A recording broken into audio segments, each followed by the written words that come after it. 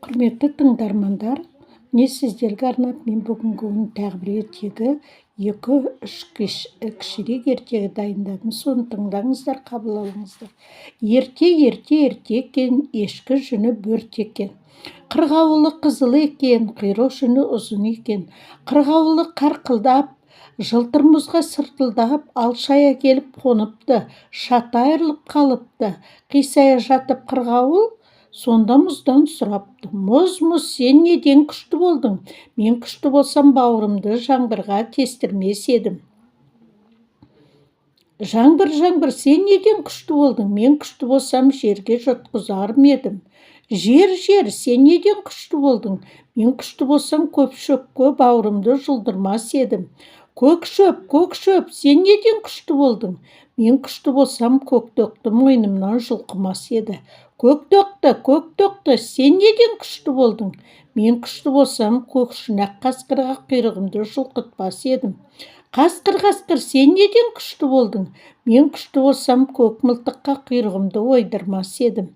Көк мылтық, сен неден күшті болдың?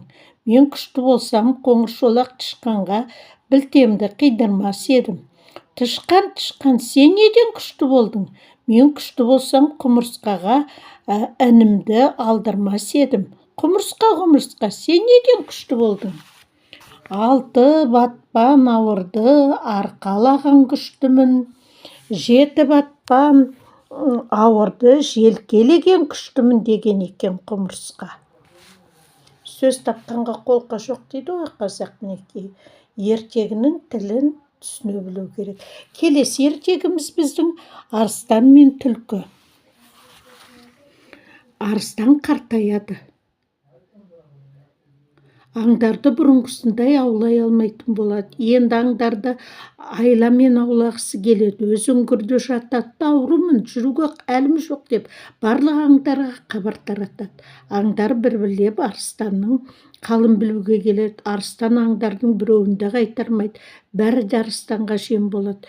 Бір күні түлкі келеді. Ол үңгірден алысырақ тұрады. Қалыңыз қалай тақсыр деп көңілін сұрайды. Қалым нашар, неге жақынырақ келмейсің? Берірек кел, түлкі жаны, азырақ сөйлесейік дейді арыстан түлкі. Мен саған жақын барар едім ау, бірақ саған кірген із бар, шыққан жоқ деп жүріп кетіпті. Көрдіңіздер ме? Түлкіні ылғи айлакер дейді ғой, осы жерде де айласын асырып арыстаннан құтылып кеткен екен. Келесі біздің ертегі Ақтиін мен қасқыр. Бір күні Ақтиін бұтақтан бұтаққа қарғып жүріп, ұйықтап жатқан қасқырдың үстіне құлайды. Қасқыр қарғып тұрып, оны жегісі келеді. Ақтиін шал: мені жеме, жібер дейді. Жарайды, жіберейін, бірақ сен маған айт, неліктен сендер әр уақытта шат болып жүресіңдер? Сонда Ақтиін: мені жіберіңіз, сонан соң айтайын, әйтпесе жүрегім дірілдеп сөйлей алатын емеспін дейді.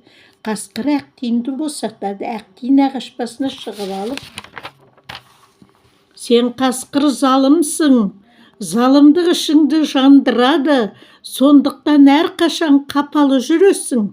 Біз ешкімге жауыздық істемейміз, сол үшін әр уақытта шат болып жүреміз депті да ары қарай кете беріпті.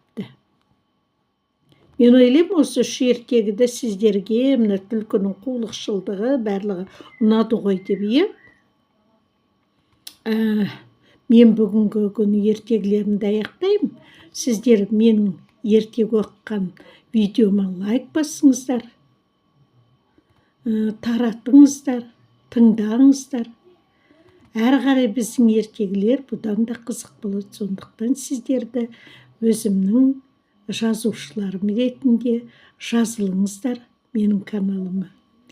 Барлығы қазір кезде тыңдап отырғандардың көп тыңдайды, бірақ каналға жазылмайды. Сондықтан кейде менің көңілімді түсіп кетеді. Ал сау болыңыздар.